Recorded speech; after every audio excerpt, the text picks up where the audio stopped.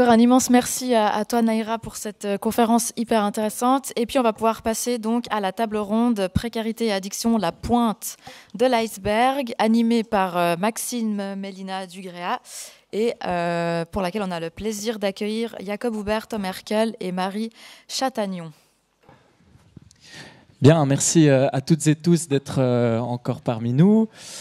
On a vu ce matin qu'il fallait continuer de penser, mais pas les drogues comme le problème, comme le centre du problème, mais voir autre chose. La crise sociale, environnementale, par exemple.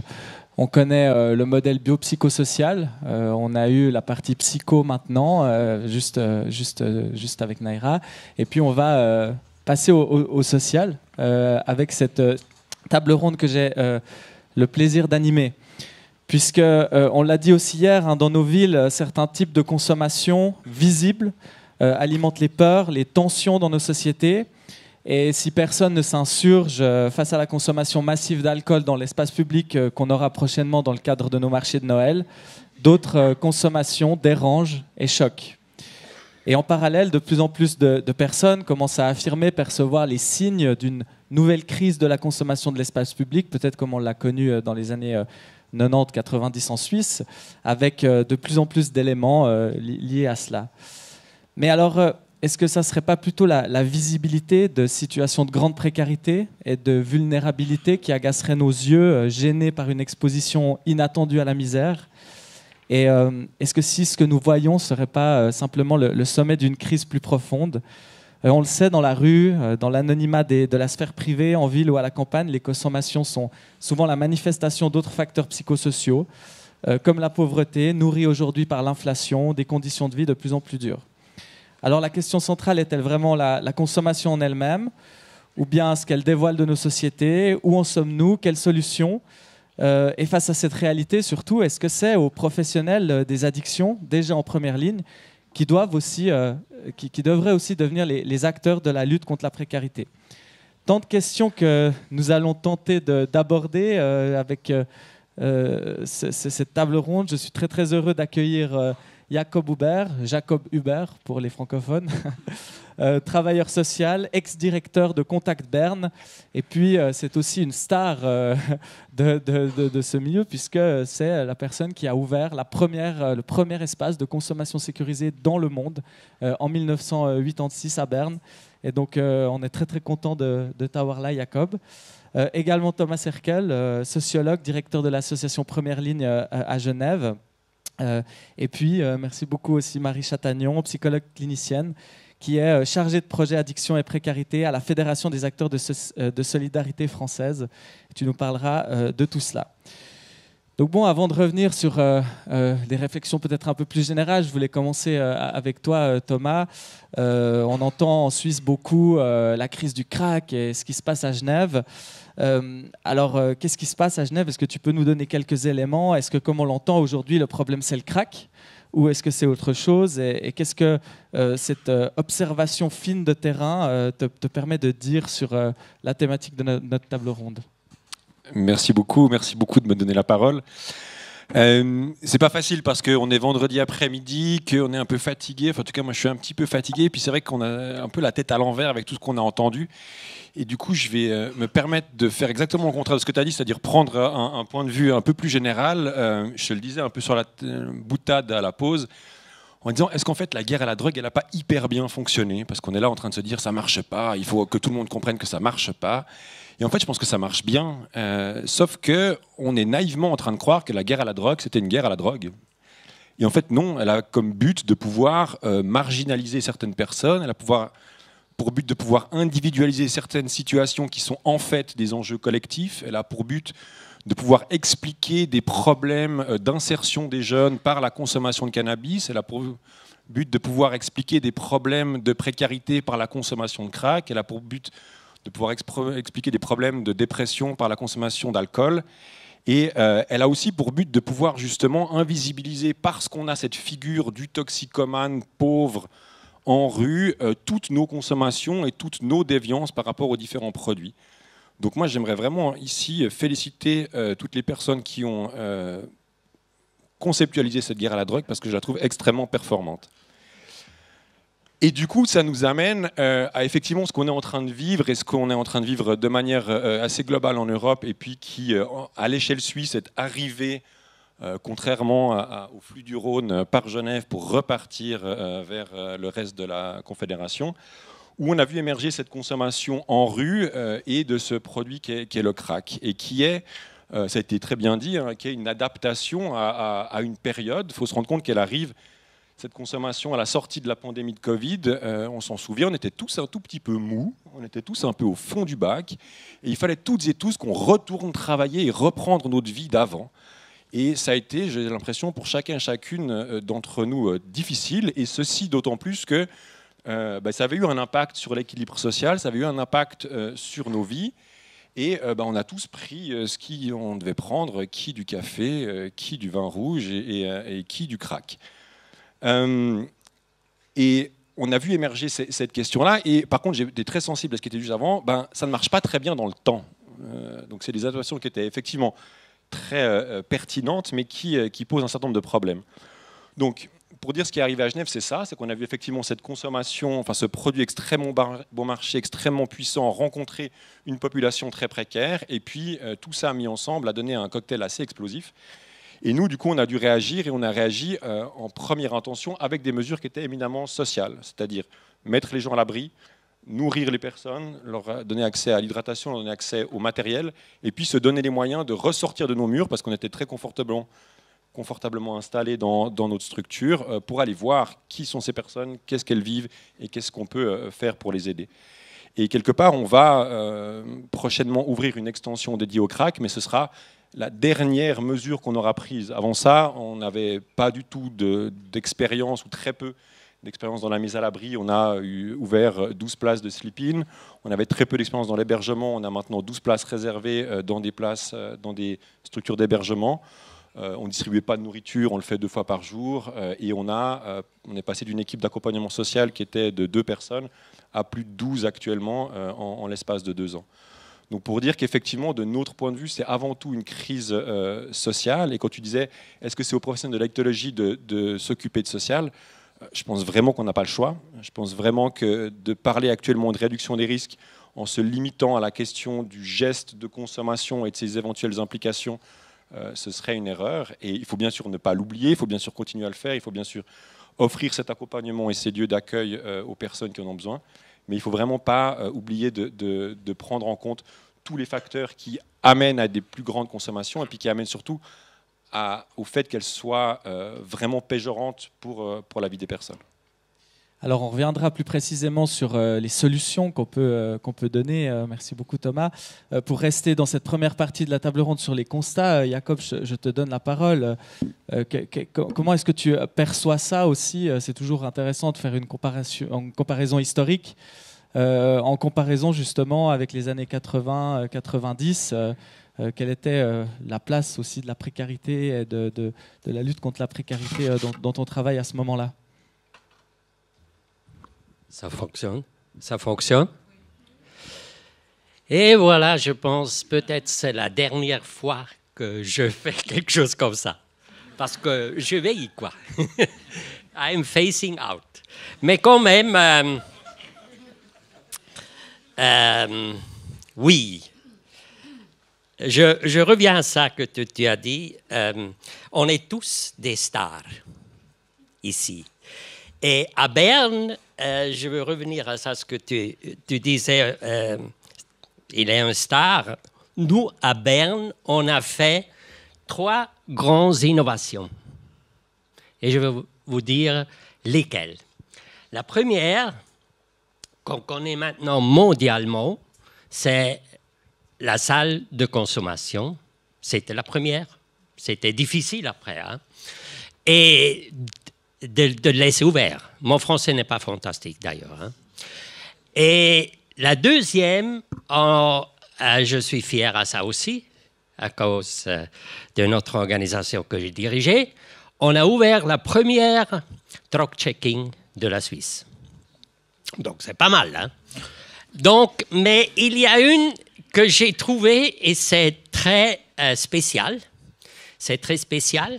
Vous avez vu, c'est toujours là, le chocolat? Tu peux le... Voilà. Moi, j'ai le chocolat.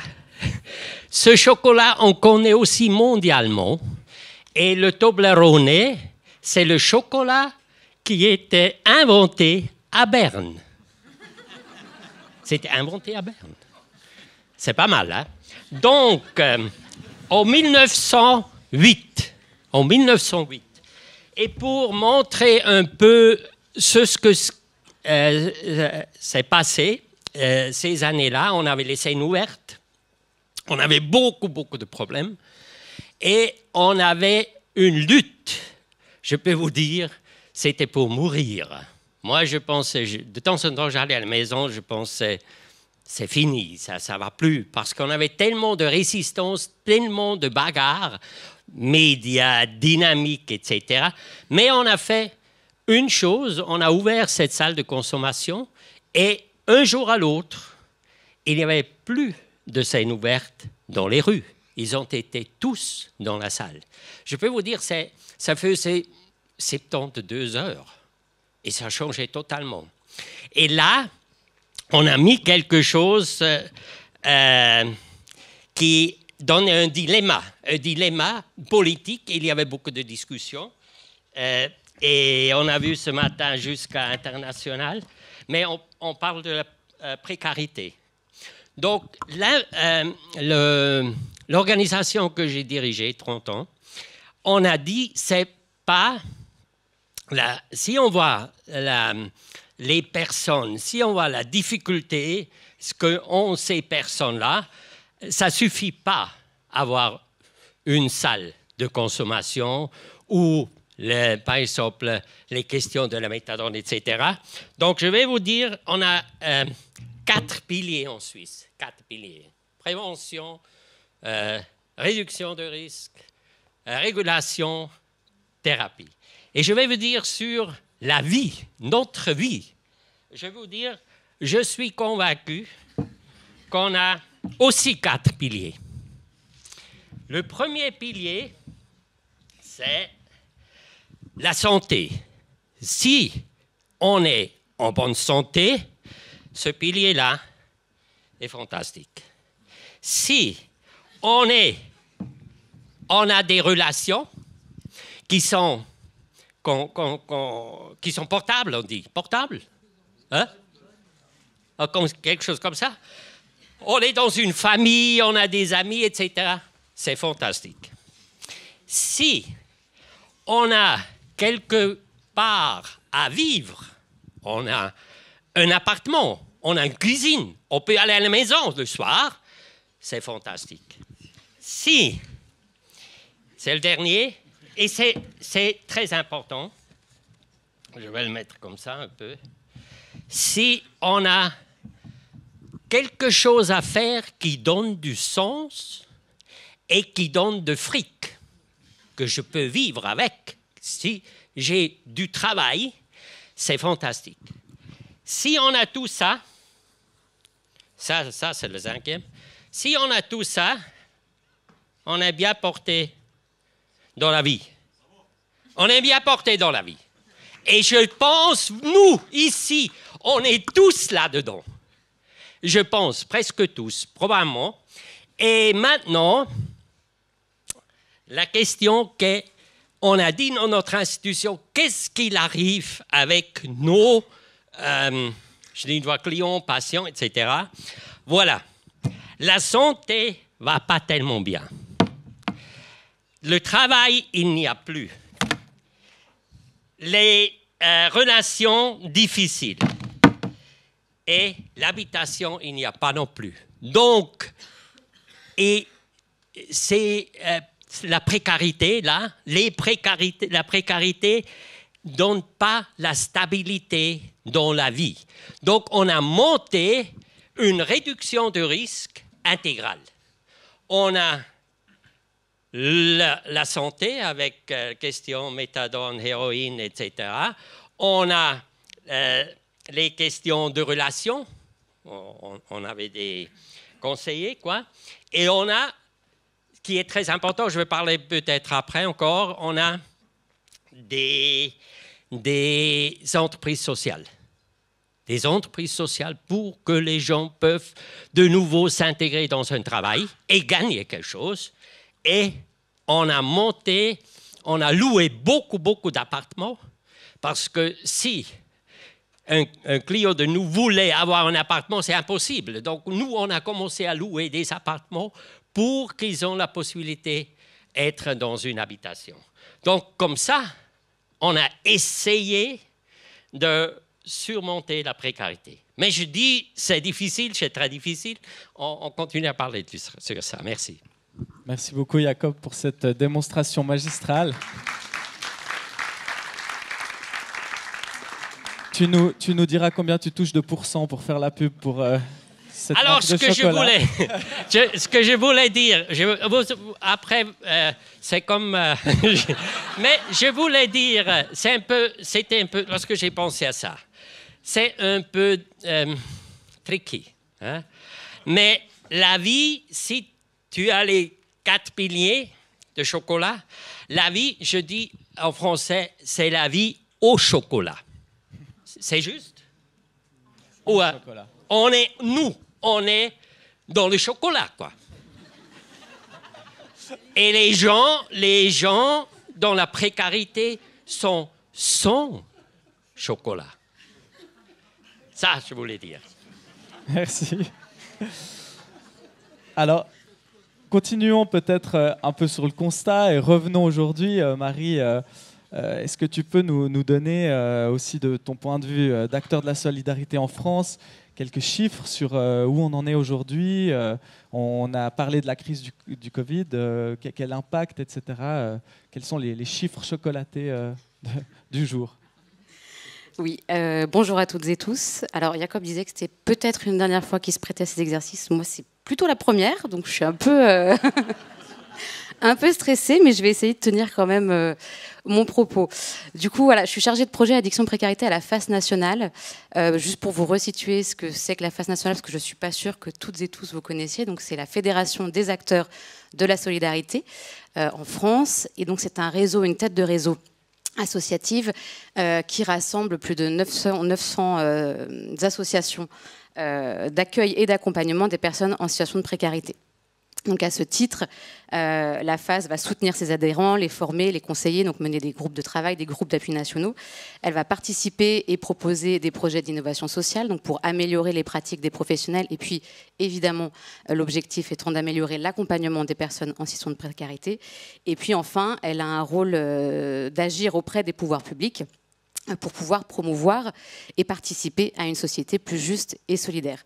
Donc moi, à ce titre-là, je vais être plutôt dans la coordination et l'accompagnement de programmes et de projets autour de la question de l'addiction, puisque depuis quelques années, le secteur social s'est saisi aussi de cette question-là, constatant que les personnes qui sont accompagnées par les structures du secteur social sont pour partie les mêmes que celles qui sont accompagnées par les structures du secteur de l'addictologie. Et donc, il y avait un enjeu important à pouvoir mieux travailler ensemble pour pouvoir mieux accompagner les personnes concernées. En termes de chiffres, donc quelques chiffres sur la précarité en France, le nombre de personnes en situation de précarité est plutôt stable ces dernières années. On considère qu'il y a à peu près 10 millions de personnes qui se trouvent en situation de précarité. En revanche, il y a beaucoup d'autres voyants qui, eux, augmentent ou sont plus au rouge, notamment le nombre de personnes sans domicile fixe. Les derniers chiffres de la Fondation Abbé Pierre témoignent de 330 000 personnes sans domicile fixe en France, contre 140 000 à peu près il y a une dizaine d'années, puisque c'est les derniers chiffres qu'on avait et qui étaient de l'INSEE. Donc là, on a une augmentation du nombre de personnes sans domicile fixe. On a aussi une difficulté qui est croissante pour répondre du coup aux besoins des personnes. Tous les voyants sont au rouge en ce qui concerne l'hébergement, logement. On n'arrive plus à répondre à la demande. Aujourd'hui, on considère qu'il y a 2,7 millions de personnes qui sont en demande de logement en France. Donc on a un secteur qui ne peut plus suivre et qui n'arrive plus à suivre. Un exemple, je trouve, qui est assez parlant sur la demande et la réponse que l'on peut apporter toutes les années depuis 6 ans, depuis 2017. La FAS, en partenariat avec l'UNICEF, fait ce qu'on appelle le baromètre des enfants à la rue. Donc c'est en général fin août, enfin c'est pas en général, c'est toutes les années depuis 6 ans à la fin août, où on fait une espèce de photographie du nombre de personnes qui appellent le 115 pour avoir une solution d'hébergement pour la nuit et qui n'ont donc pas de solution qui leur sont proposées. Donc c'est un chiffre en plus qui ne tient compte que des personnes qui appellent. Il faut savoir qu'en France, si vous êtes en situation de rue, donc il faut appeler le 115. Si vous avez de la chance, quelqu'un décroche. Je dis si vous avez de la chance parce qu'il y a tellement d'appels que vous n'aurez pas systématiquement quelqu'un qui va répondre à votre appel, ou alors il faut réitérer, et encore que c'est pas sûr que vous ayez quelqu'un qui réponde. Si vous avez encore de la chance, on vous trouve une solution, mais pour ça, il faut qu'il y ait de la place. On va aussi évaluer en fonction de vos critères de vulnérabilité. Est-ce que vous êtes, comment est-ce que vous vous sentez physiquement, psychiquement? Est-ce que vous êtes enceinte? Si vous êtes enceinte, est-ce que vous êtes enceinte de plus de 7 mois?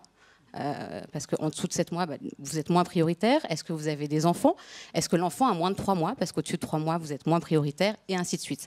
Donc, à la fin août, on fait ce baromètre des enfants à la rue qui vient aussi témoigner du nombre d'enfants qui dorment dehors. À cette période-là, veille de rentrée scolaire, des enfants qui, quelques jours, semaines après, sont à l'école avec tous nos autres enfants, mais qui n'ont pas de toit le soir et qui dorment dehors. C'est perturbant de voir tout le monde.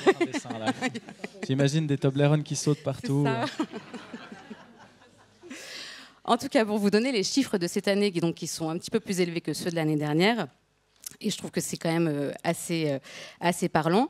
Cette année, il y a 6473 personnes qui ont appelé et qui n'ont pas eu de solution d'hébergement. Donc, qui sont restées en ce qu'on appelle DNP, donc demande non pourvue. Sur ces 6473 personnes, il y avait 2043 enfants de moins de 18 ans et 467 enfants de moins de 3 ans qui ont donc dormi à la rue. La nuit du, c'était fin août, en tout cas, j'ai plus la date exacte. Mais voilà, c'est pour vous dire. Et encore une fois, ces chiffres-là, ils ne tiennent compte que de ceux qui appellent et qui ont quelqu'un au téléphone.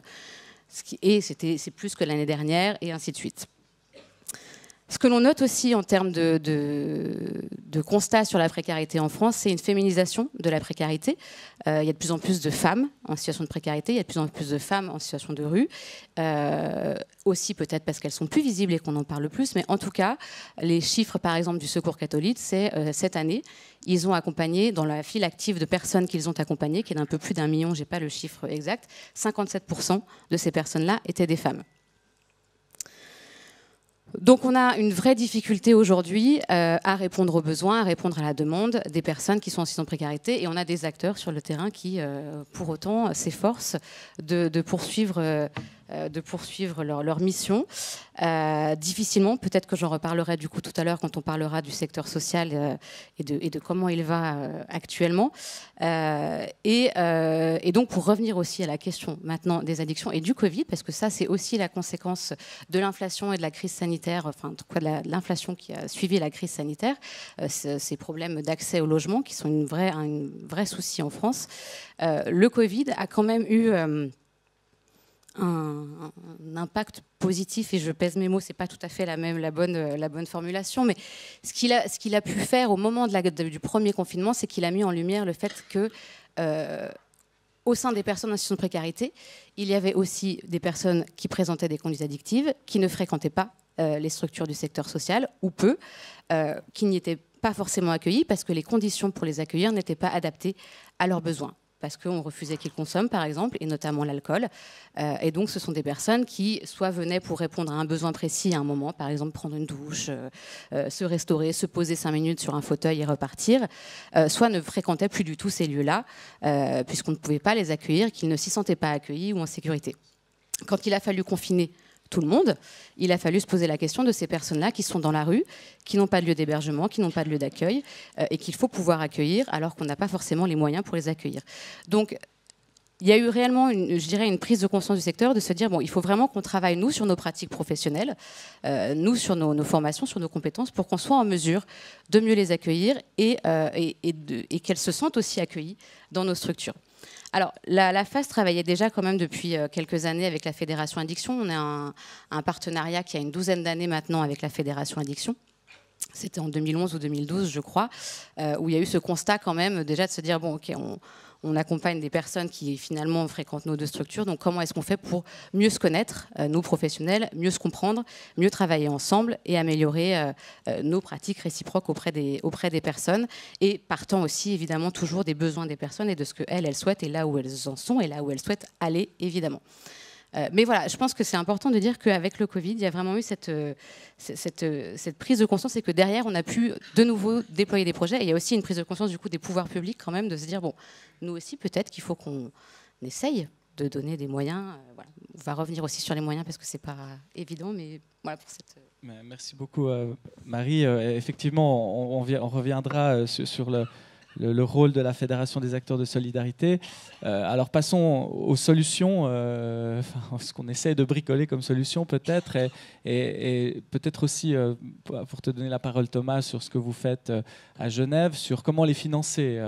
On est passé en Suisse d'une criminalisation de la consommation, un consommateur, une consommatrice criminelle, à un consommateur, une consommatrice malade, ce qui a énormément orienté les financements vers des financements médicaux, la malle, etc. Comment est-ce qu'on fait maintenant pour financer aussi tout ça avec ce système mis en place dans les années 90 ? Vous avez 2 heures. C'est ça. Tout le monde est prêt ? Personne n'a rien ce soir ?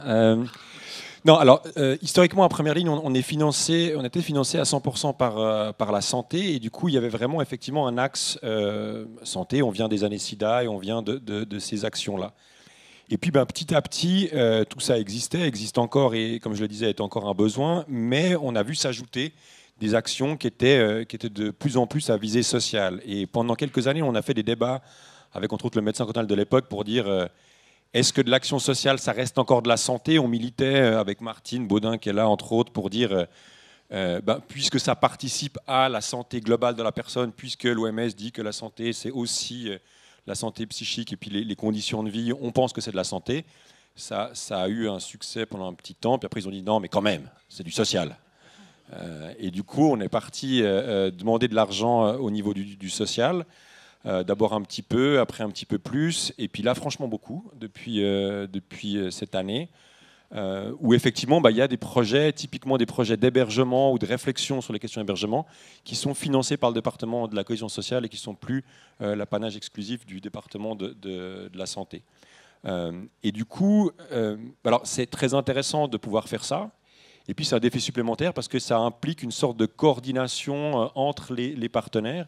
Et puis de faire rentrer dans les 4 piliers la cohésion sociale, à Genève en tout cas, qui est peut-être moins habituée à ça aussi, et puis à garder une forme de cohérence dans tout ça.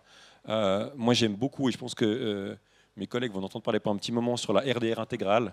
Merci beaucoup pour ça. Je pense que c'est vraiment très important d'avoir cette vision globale de la situation des personnes. Et puis après, d'aller quelque part vendre les prestations département par département ou échelon par échelon, que ce soit la Confédération, les cantons ou les communes. Et puis, c'était nommé tout à l'heure aussi la question de à quel point ça va nous confronter à nos sentiments d'impuissance. À Genève, on a des milliers de personnes qui cherchent des logements et puis qu'on ne trouve pas. On a entre 500 et 1000 personnes qui sont à la rue, dont certaines sont consommatrices.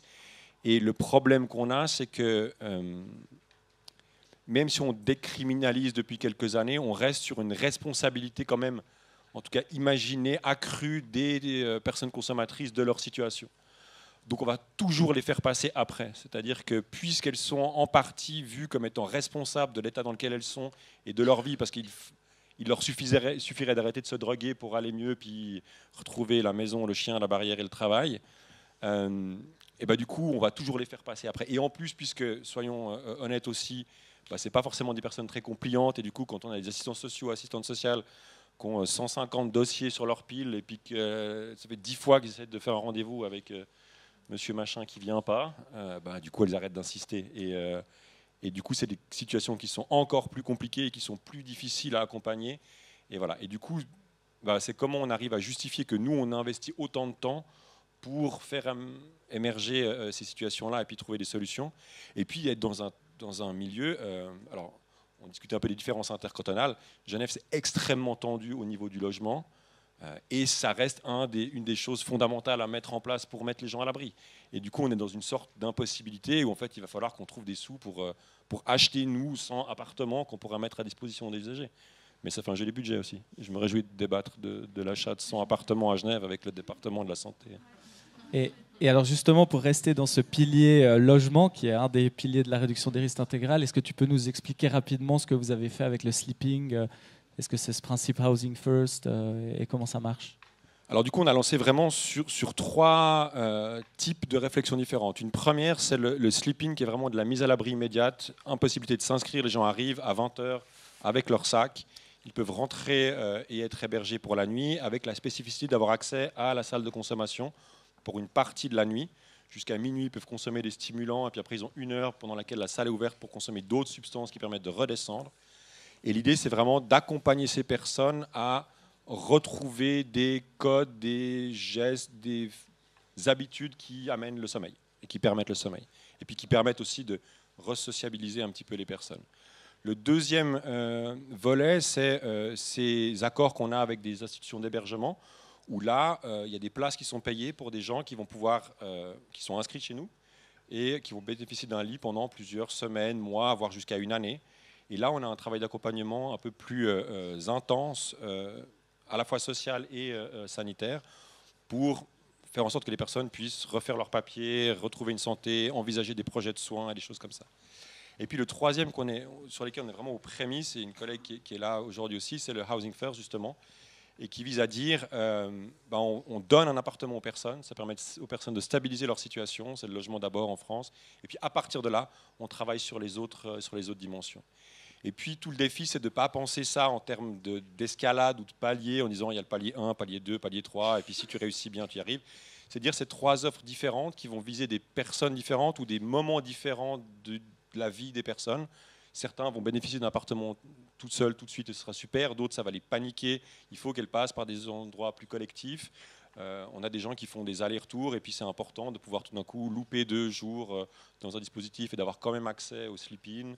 Voilà. Et je pense que ça fait partie des choses cohérentes, et on sait qu'il nous en manque encore. On discutait avec une collègue sur avoir des ressources quand les gens sortent de prison, pour avoir aussi des hébergements qui soient garantis et qui permettent aux gens de ne pas retourner directement à la rue, avec des appartements de transition. Enfin, il y a encore beaucoup de choses qui sont à réfléchir là autour, et puis qui sont à réfléchir aussi avec quand même un public spécialement difficile, qui est toutes les personnes qui n'ont pas de droit sur le territoire, parce qu'il y a des choses qui existent pour les ayants droit en Suisse, à Genève entre autres, mais il y a quand même une grande partie des gens qu'on accueille qui sont des personnes qui n'ont pas de droit et qui vraisemblablement n'en auront jamais sur le territoire.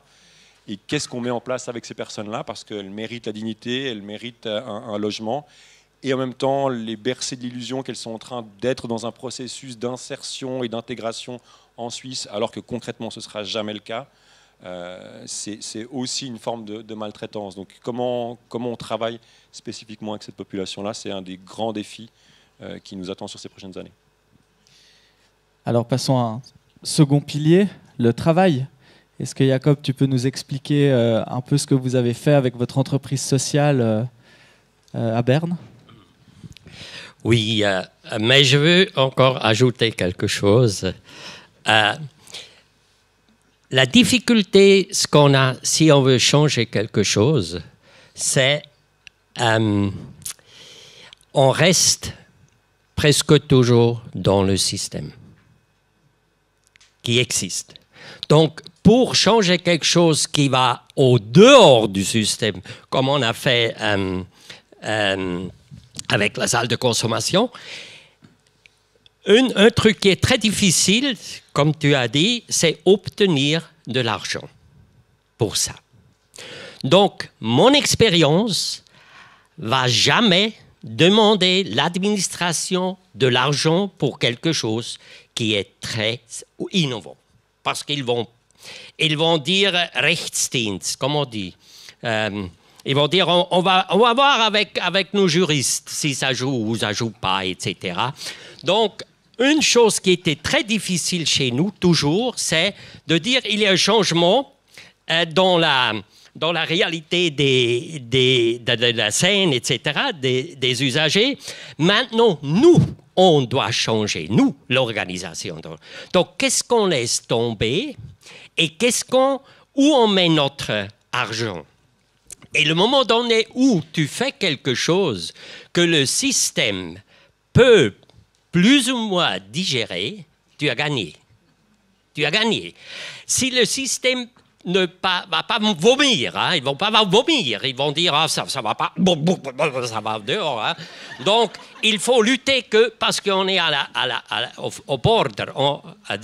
Ça, c'est très important. Et nous, on a ce qui est très important, c'était pour nous toujours très important, pour nos employés, pour notre culture, que de travailler toujours aux deux niveaux.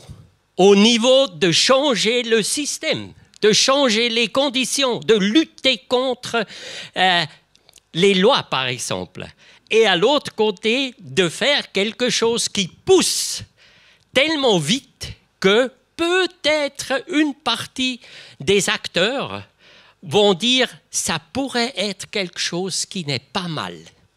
Et si tu as ça, tu commences à digérer. Le système commence à digérer. Ça, c'est une chose. Et une chose qui est aussi importante pour les questions de travail, nos clients, je dis une fois, ou nos personnes, les usagers, ils aiment beaucoup, la majorité, aller quelque part à travailler. Ça, parce qu'ils ont une structure. Si ce travail est bien organisé, le matin, il y a le café, après, il y a du travail qu'ils disent, il y a comme une culture ils disent, c'est comme chez moi à la maison. Hein. Donc, nous, on a commencé à monter des entreprises sociales. Ça veut dire, le meilleur entreprise sociale qu'on a à Berne, c'est dans mon quartier. C'est dans mon quartier que j'ai acheté un magasin avec l'argent de Contact.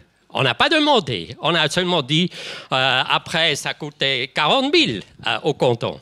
Mais le canton disait, voilà, si vous avez eu l'argent, pourquoi pas, etc.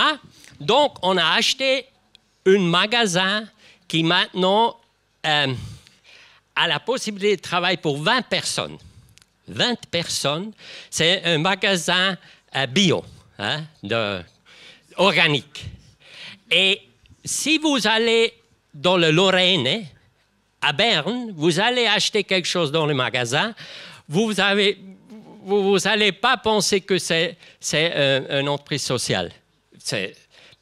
Le quartier l'utilise, vous pensez, oh, voilà, c'est bien, c'est professionnel. Donc ça, c'est le meilleur entreprise sociale parce que c'est autofinancé. Et Cédric, tu es là, hein? On a fait de la bière. On fait de la Lola Cola, Lola bière. Et je vais vous raconter un truc. Il y a 6 mois, on a testé la bière en Suisse alémanique, dans le Blick. Vous connaissez le Blick? Et je lis jamais le Blick. Moi, je suis en retraite. Donc, de temps en temps, je vais à un restaurant boire un café. J'ai lu le Blick. Je prends le Blick, toute une page, sur la dégustation d'un jury sur la bière analcoolique dans la Suisse alémanique. Vous savez qui a gagné? Nous, on a gagné. Ils ont dit c'est le meilleur, quoi. Donc, on vend ça au Coop, on vend ça... si vous allez à Berne dans les restaurants, vous pouvez dire je veux un Lola Cola, je veux un Lola bière, parce que tous ont ça. Donc, on gagne de l'argent. À cause de ça, on est auto-subventionné. On a d'autres entreprises sociales qui sont moitié subventionnées. Et bon, c'est du travail et l'administration aime beaucoup que les gens travaillent. Et oui, c'est la Suisse. et il faut aussi dire, on a un système, le social, non? Si je ne travaille pas, je reçois de l'argent pour vivre. Donc, on a ce système-là que le service social de Berne, de la ville de Berne, donne un salaire à nous, de ces gens qui travaillent, et nous, on leur donne le salaire. Donc, ils sont très fiers. Ils aiment beaucoup. Et il y a même de la formation. Hein. Et pour ça, oui, c'est... Moi, lorsque j'ai commencé il y a 35 ans, donc, on avait ces trucs de bougies, tu vois. Il y avait les travailleurs sociaux avec... l'endroit, c'était beau, hein.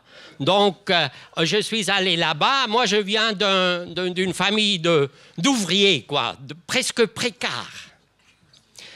Presque précarisés. Donc, moi, j'ai travaillé beaucoup dans ma vie. Donc, je suis allé, j'étais responsable. J'ai dit, mais qu'est-ce que vous faites ici? Mais on a 2 clients. On était 3, mais c'est la vérité, hein.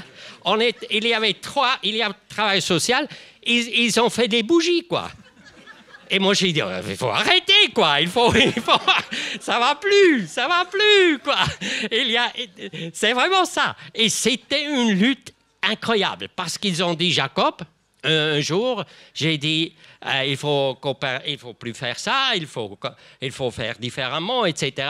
J'ai dit, on travaille, je vais dans la commission drogue de Berne, où il y a la police.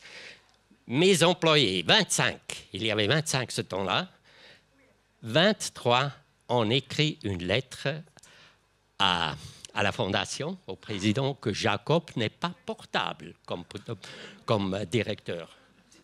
C'était dur pour moi. C'était dur. Et voilà, c'était... Maintenant, on a à peu près 500 personnes qui bénéficient par année de nos possibilités de travailler. Voilà. Merci, Jacob.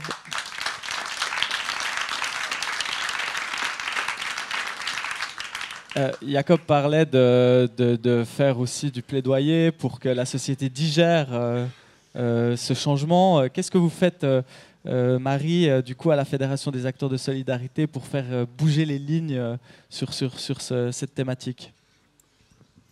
Alors, on fait plusieurs choses, on essaye plusieurs choses. En effet, il y a la question du plaidoyer, même si hier, on disait, bon, le plaidoyer, ça ne fonctionne plus beaucoup ou plus toujours.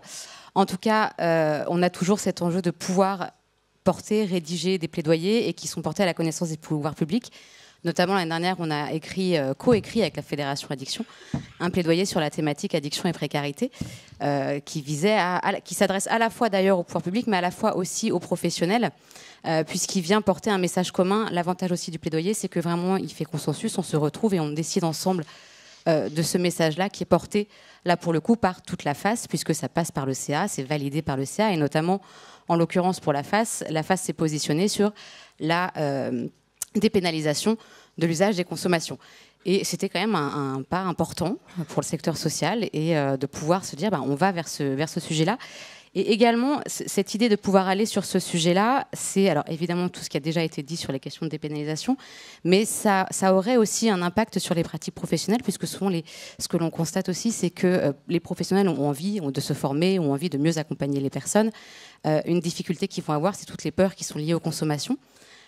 Toutes les représentations qu'ils peuvent avoir sur la question des consommations, et puis le cadre légal aussi de certaines consommations, et du coup de se dire, oui, mais s'il consomme quelque chose qu'il n'a pas le droit de consommer, quelles répercussions aussi pour moi, professionnel, et comment est-ce que je m'adapte à ça. Donc il y a aussi cet enjeu-là, derrière cette question de la dépénalisation au niveau du secteur social. Donc on a ces plaidoyers-là, qui sont disponibles d'ailleurs, et qu'on porte auprès des pouvoirs publics.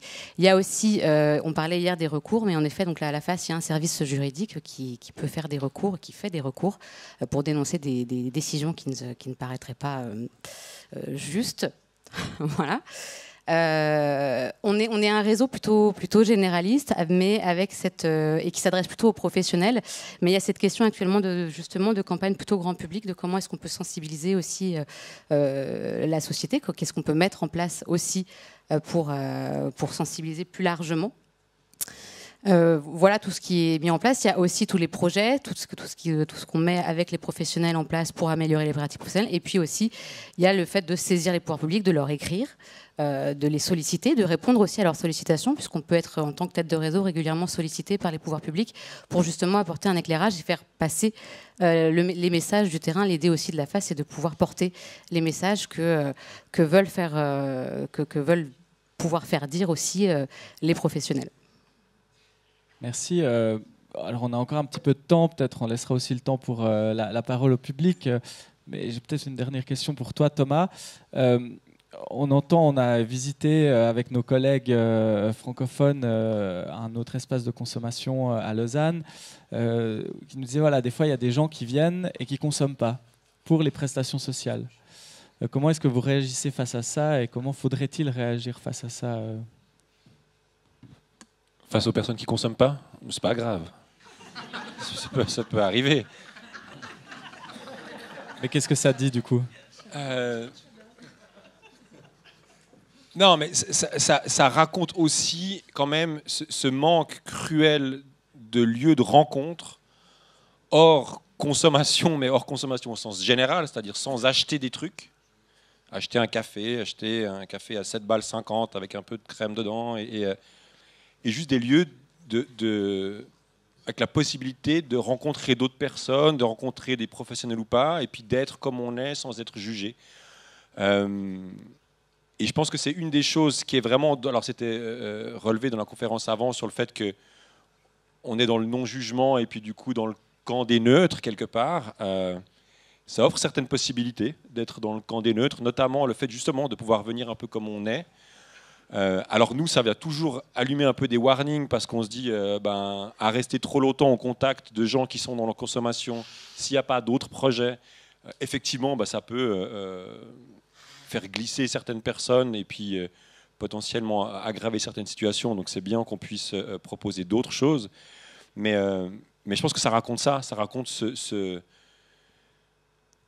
ce manque d'espace, y compris extérieur, dans lesquels on peut juste se poser, rencontrer des gens, discuter avec des gens, être ensemble, et puis discuter. On a vraiment perdu ça, on a perdu les places de village, on est dans des villes extrêmement rapides qui doivent être vraiment faites pour transiter le plus vite possible entre les endroits où on gagne l'argent et l'endroit où on le dépense, avec le minimum d'interférences. Et ces lieux de rencontre, par définition un peu improductifs, ils ont disparu ou ils ont été, de manière active assez enlevés. Et du coup, ça manque. Et je pense qu'il y a vraiment à repenser ça. Des accueils de jour, des accueils de nuit pas forcément pour dormir, mais juste pour venir boire un café, discuter et puis repartir. Des accueils de jour, pas forcément pour venir y chercher du soin, de l'accompagnement, mais juste s'asseoir, discuter et puis jouer aux échecs et repartir. Comme on peut se le payer quand on est très inséré et comme c'est très difficilement accessible quand on ne l'est pas. Et je pense que, pour faire une analogie, ce que les usagers de drogue par voie intraveineuse mettaient en avant dans les années 90, c'était vraiment la manière, quelque chose de très visible par rapport à l'épidémie de sida. C'était vraiment devenu un peu le porte-étendard de cette épidémie-là. Et je pense que ce qui est raconté actuellement par ce public dans leur précarité, dans la visibilité de cette précarité, c'est aussi une façon de raconter et de visibiliser ce qui est en train d'arriver de manière plus large sur cette question de la précarité, sur cette question de la fragilité psychique, sur cette question de la difficulté à se rencontrer, sur cette question de ce que ça fait que d'être dans une société qui est traumatogène, comme c'était dit tout à l'heure. Et c'est des signaux qui doivent être entendus à la fois pour prendre soin de ces personnes-là aussi, mais qu'on ne doit pas oublier de prendre en compte dans ce qu'elles racontent, dans ce qu'ils nous racontent sur le monde dans lequel on est en train de vivre, et puis les impacts qu'ils ont sur chacun et chacune d'entre nous. Le troisième pilier, le lien. Il nous reste quelques minutes, peut-être juste en 2 minutes, Marie. Il me semble qu'on avait discuté de ce que vous faites spécifiquement pour les femmes. Est-ce que tu peux en dire 2 mots et puis après on passera la parole au public? Oui, je voudrais juste quand même rebondir sur cette question du lien, si c'est possible, parce que je trouve que c'est intéressant, parce que c'est notamment une grande partie du travail social. On a aussi parlé des questions de financement. On a un petit peu le même souci quand même en France d'avoir des financements et du coup un secteur social qui s'épuisent, des professionnels qui sont fatigués, avec un secteur social qu'on dit aussi en crise, qui est en quête de sens aussi dans sa pratique. Alors, pas dans ce qu'il fait, parce que je pense qu'ils y croient encore toujours, mais plutôt dans la manière dont on leur demande de le faire. Et notamment, je reviens sur le lien, parce que c'est un peu la course aux résultats, aux chiffres, aux indicateurs, et il y a des choses qui ne sont pas chiffrables. Et c'est toute cette question-là, et c'est ça, cette question du lien, de toutes ces rencontres qui sont faites, de ce moment juste de partager un café, en effet, ou la personne qui vient juste prendre une douche. Donc voilà, c'est quelque chose que je voulais juste rebondir là-dessus, parce que je pense qu'on a des professionnels, malgré un secteur en difficulté, qui essayent de maintenir cette façon-là d'être avec les personnes. Et puis du coup, pour ce qui est d'un exemple en effet de projet que l'on a pu faire à la FAS, on a terminé, donc c'est un projet qui a été conduit en partenariat avec la Fédération Addiction, puisque la totalité en fait des projets au niveau de la FAS nationale qu'on a pu mener ces dernières années sont en partenariat avec la Fédération Addiction, qui était à l'intention des femmes en situation de précarité qui fréquentent les accueils de jour, et donc qui pourraient présenter des conduites addictives. Et l'idée, c'était justement de pouvoir améliorer l'accompagnement qui est proposé par les professionnels de ces accueils de jour, les professionnels du secteur social, en favorisant une amélioration de leurs connaissances, de leurs compétences, en accompagnant la mise en place de partenariats avec les structures spécialisées de l'addictologie, et puis en mettant en place pour elles, au sein de ces accueils, des actions, des projets, des ateliers qui leur soient dédiés. Ce que l'on constatait, c'est qu'en fait, elles sont assez peu nombreuses à fréquenter les accueils de jour mixtes, en tout cas, et d'autant plus lorsqu'elles présentent c'est stressant ça aussi, des addictions. Donc ce projet-là, il a permis d'accompagner 6 accueils de jour dans le changement de leur pratique professionnelle. Et ce qu'on a pu constater, c'est que ça a vraiment eu des effets positifs sur les femmes accompagnées et sur les professionnels concernés, qui se sentent désormais du coup plus légitimes aussi pour évoquer la question avec les femmes qui pourraient consommer et qui souhaiteraient leur en parler. Et les femmes elles-mêmes se sentent mieux accueillies et plus en sécurité au sein des structures. Ce que je trouve aussi intéressant, c'est de parler des difficultés qu'on a eues au moment de la remise des livrables, où il a fallu qu'on explique, qu'on explicite, qu'on justifie le fait que dans les actions qui ont été mises en place à destination de ces femmes, il y avait des ateliers de remobilisation, de prendre soin de soi, de la sophro notamment, des sorties aussi, le fait de pouvoir les accompagner et leur proposer d'aller se promener, etc. Et qui nous étaient renvoyés, non, ça n'a rien à voir avec les addictions. Nous, on veut vraiment du addiction. Et en fait, ça a été un travail, donc du coup aussi avec la FA, de se dire, bon, alors, il faut qu'on puisse justifier, de dire, oui, mais tout ça, ça participe en fait à un accompagnement global, ça participe à améliorer l'accompagnement et la réponse qu'on peut leur proposer. On s'est basé aussi sur les recommandations de la Haute Autorité de Santé pour dire, si, on n'est pas complètement à côté non plus quand les équipes mobilisent du temps et proposent ce genre d'action pour les femmes qui sont accueillies. Donc ça a fonctionné, on a pu rendre nos livrables, on a même eu un financement pour une phase 2 qu'on lance actuellement. Voilà, mais c'est pour vous donner un exemple de type de projet que la FAS accompagne, que la FAS met en place pour accompagner les structures du secteur social en lien avec la Fédération Addiction, avec vraiment cette idée de ne pas se substituer évidemment aux professionnels du secteur de l'addictologie, mais vraiment de mieux travailler ensemble et puis de construire ensemble des démarches d'intervention communes et des démarches qui soient vraiment au plus près des besoins des personnes et de ce qu'elles peuvent exprimer et de ce qu'elles peuvent souhaiter. Merci infiniment, Marie, Jacob et Thomas. Et place aux questions du public.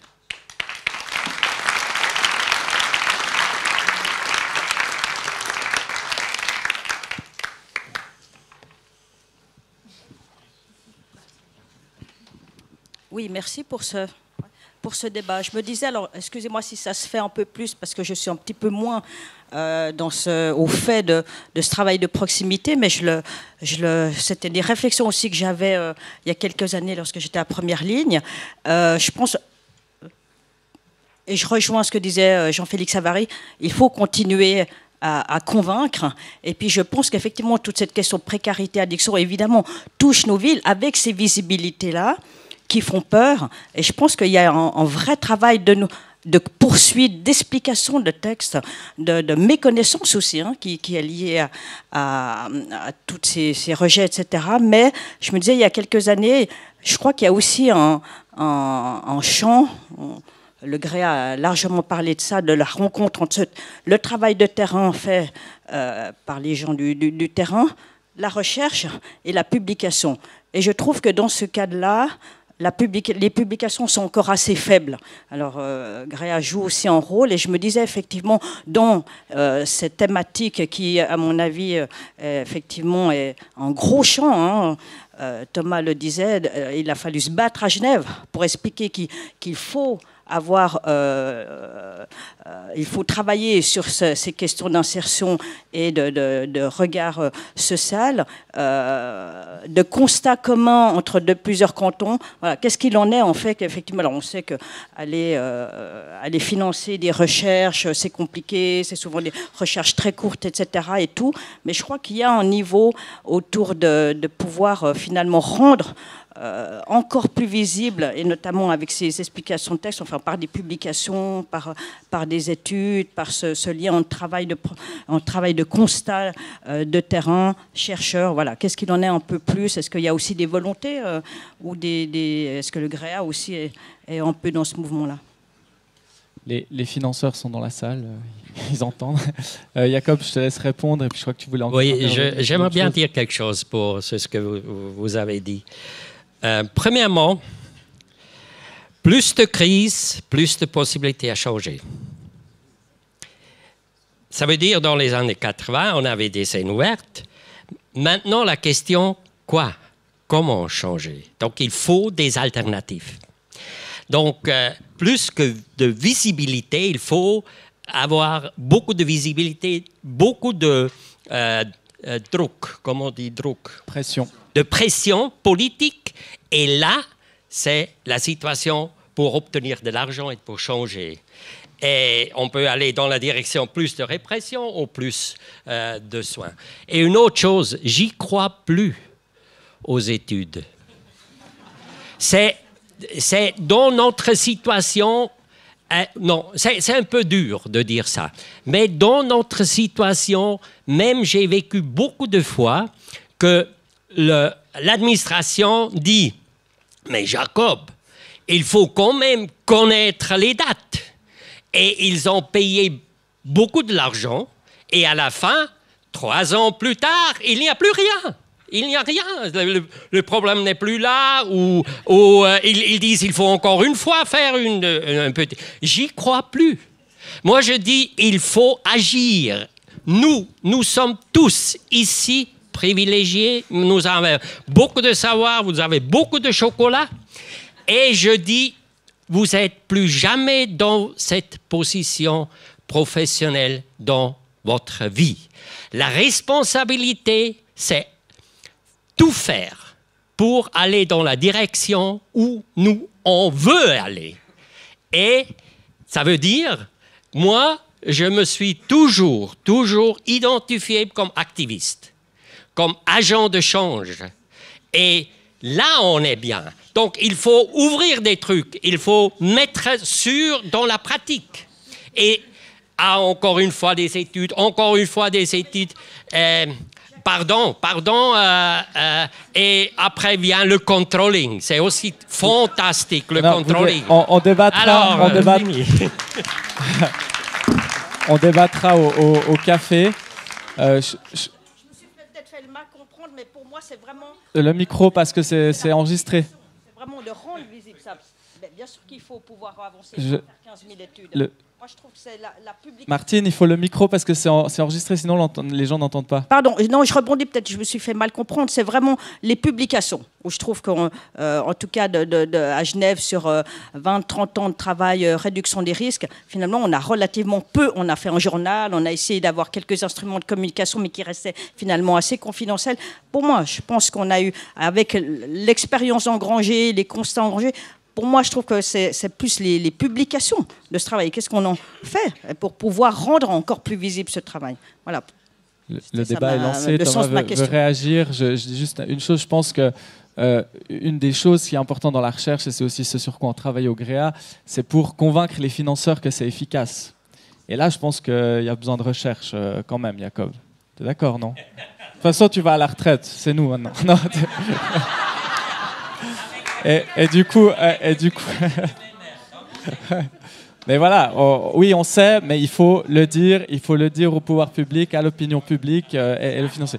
Thomas, et puis ensuite, il y a encore plusieurs questions dans la salle, rapidement. Juste dire, parce que j'ai vu ma collègue de l'État qui a fait une demi-crise d'angoisse quand elle a entendu Jacob dire qu'il fallait arrêter de faire des études.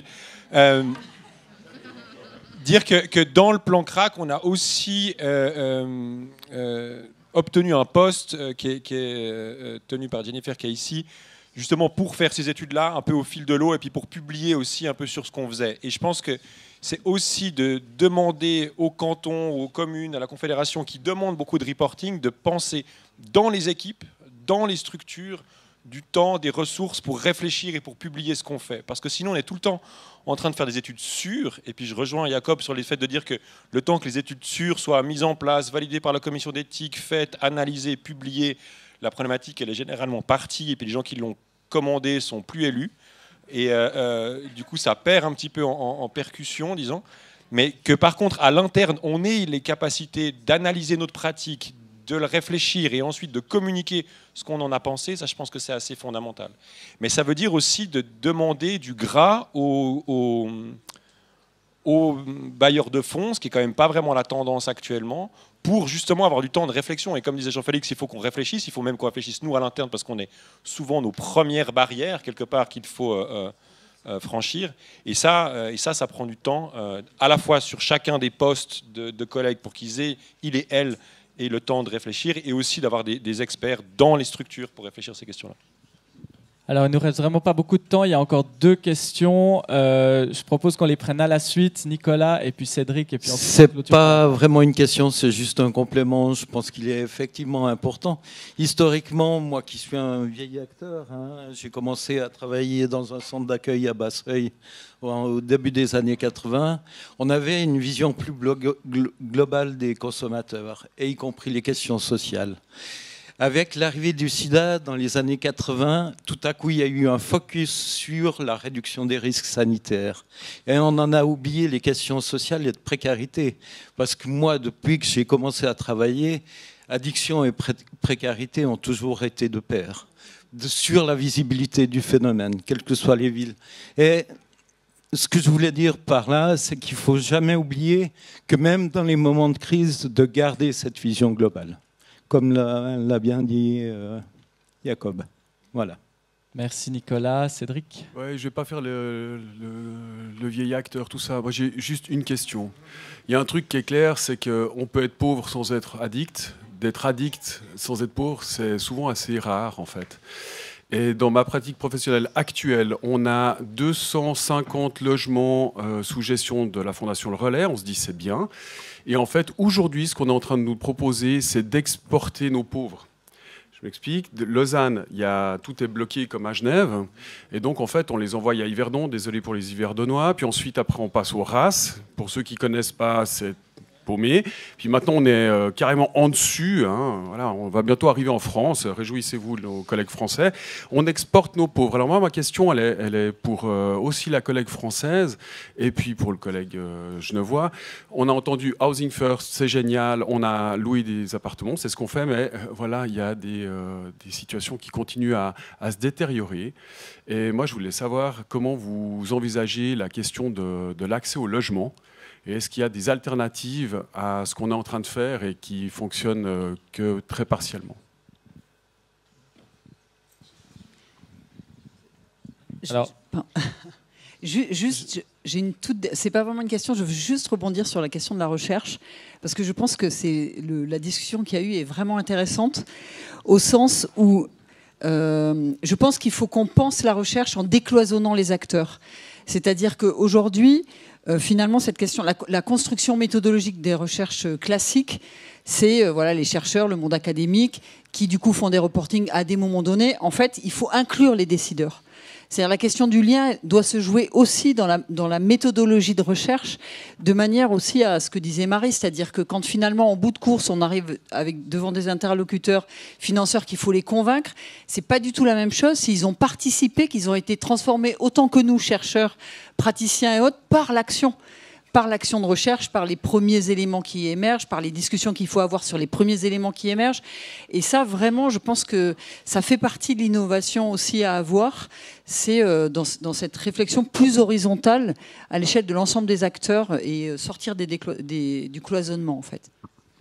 Merci, on revient au logement et ça sera le mot de la fin. Oui, et je vais être assez bref parce que je pense qu'on a les mêmes difficultés en fait justement sur l'accès au logement. On a beaucoup trop de personnes qui sont en demande de logement avec beaucoup trop peu de réponses. C'est le cas aussi pour l'hébergement. Donc c'est quelque chose qu'on défend. On essaye d'accompagner les acteurs qui travaillent sur ces questions-là, mais c'est aussi une difficulté qu'on peut avoir. Vous parliez des personnes qui sont déplacées. C'est un petit peu ce qu'on a vécu aussi pour les JO. Mais ça n'a pas été dit comme ça, mais on a un peu déplacé aussi les personnes dans la rue au JO pour que ce soit... Voilà. Donc, on a, je pense, les mêmes difficultés sur ce sujet-là. Et pour ce qui est du décloisonnement, évidemment, tout à fait d'accord. Et puis décloisonner aussi les politiques publiques, parce que la santé, le logement, etc. Voilà. On vous rejoint. Ça va plomber l'ambiance là, le truc. Non, je te rejoins tout à fait hein, sur ce qui est en train de se vivre. Ça pose la question de la ville dans son ensemble, c'est-à-dire comment on conçoit les villes et comment on conçoit des villes qui font la place à la vulnérabilité. Actuellement, les villes elles sont vécues comme des centres de production de richesse et elles doivent être ça, c'est-à-dire les gens doivent pouvoir travailler beaucoup et dormir tranquille. Et entre deux, acheter des trucs. Et du coup, dans ce cadre-là, les personnes vulnérables au sens large posent problème et posent question. Et du coup, ça veut dire qu'il faut arriver à repenser toute l'urbanisation pour faire la place à des gens qui ne votent pas sur les questions d'urbanisation.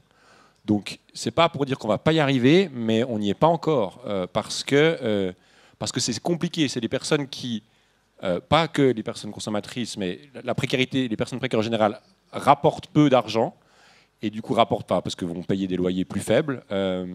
Et du coup, concevoir une ville qui fait plus de place pour ces personnes-là dans l'ultra-centre et dans le centre et permettre à ces gens de choisir réellement quel type de logement elles veulent avoir. Est-ce qu'elles veulent aller habiter au Ras parce qu'elles aiment bien être en dessus du brouillard ou est-ce qu'elles veulent rester à Lausanne parce qu'elles aiment bien être en dessous ça doit pouvoir être un choix individuel et ça doit être un droit, mais dans les faits, ça ne l'est pas, très clairement. Et c'est beaucoup plus simple d'aller chercher des alternatives pour loger les gens là où c'est moins cher, comme on fait avec les personnes âgées, où on va prendre des EMS loin et puis où on va, quitte à acheter 3 hectares en Espagne, parce que ça nous coûtera moins cher que d'aller les mettre au centre-ville de Genève.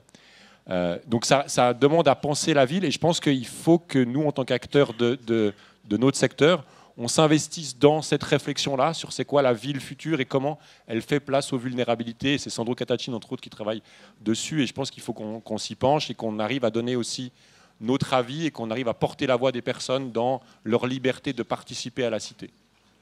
Voilà. Quelle belle conclusion. Merci beaucoup pour cette table ronde.